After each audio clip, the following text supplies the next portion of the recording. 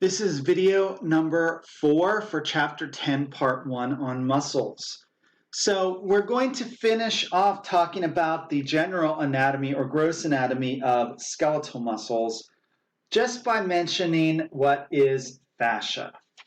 So fascia is connective tissue, and it separates or compartmentalizes. Oh, I can't speak today.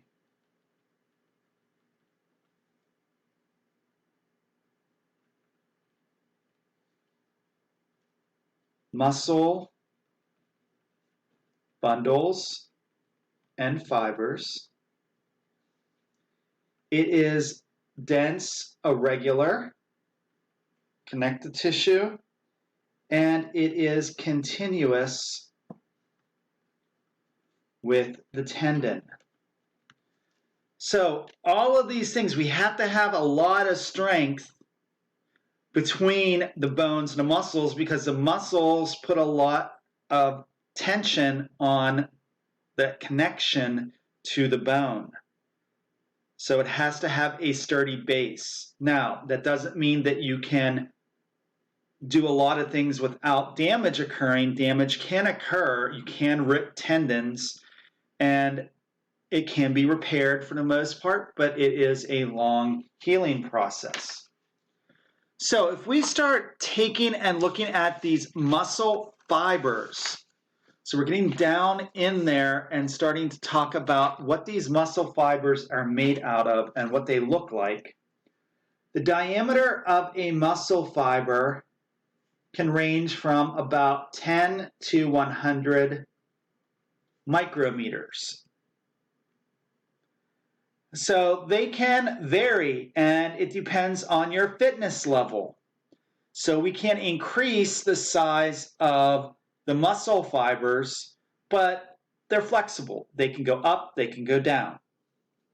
The length of muscle fibers up to 30 centimeters long. So they mainly run the entire length of a muscle. 30 centimeters is pretty significant. That's a little around a foot or so in the English system. So with that, most of our muscles fall into a range. We have some very, very tiny muscles, but we have some larger muscles that are long. So these muscle fibers, these cells, are very long. So we have 5 different parts of a muscle fiber. And with muscles, because we have so many of them in the body, they have their own terminology. So things that we talk about like cell membrane and cytoplasm, well, they have their own names in muscle cells. So the first one we're going to talk about is the sarcolemma. The sarcolemma is nothing more than the plasma membrane or the cell membrane of a muscle cell. Going along with that, we have the sarcoplasm. This is the cytoplasm of the muscle cell. We have lots of glycogen in this cytoplasm.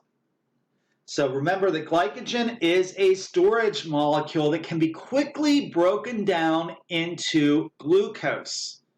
So this is a quick energy source.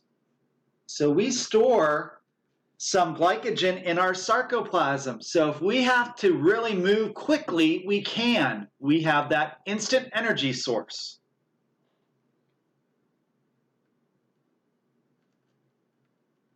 We have myoglobin, which is a red pigment. This stores oxygen for ATP production. And we'll talk more about myoglobin in part 2 of this chapter because it's a really interesting thing because we're going to talk about some misconceptions about some of our food products. And because the muscles require so much energy, we are going to have lots of mitochondria.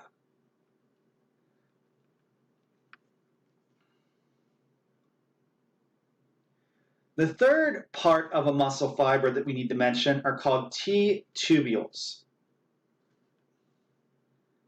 These are small tubes of sarcolemma that go into the center of each fiber or cell. The fourth is called the sarcoplasmic reticulum.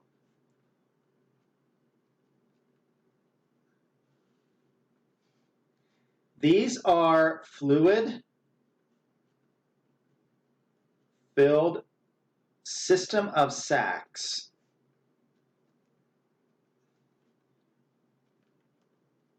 that surrounds each myofibril, and we'll talk about this in a little bit, in the fiber. So remember, the myofibril was the functional unit.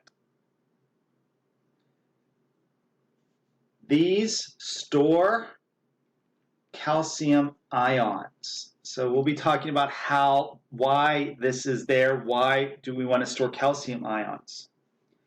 And then, of course, we have those myofibrils that we saw in our last video.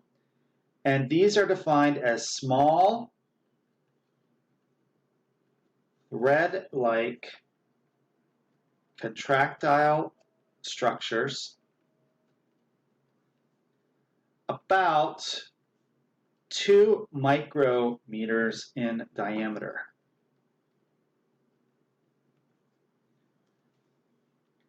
So before we talk about these myofibrils, we're going to talk about our next diagram. So that will be on the next page in this packet.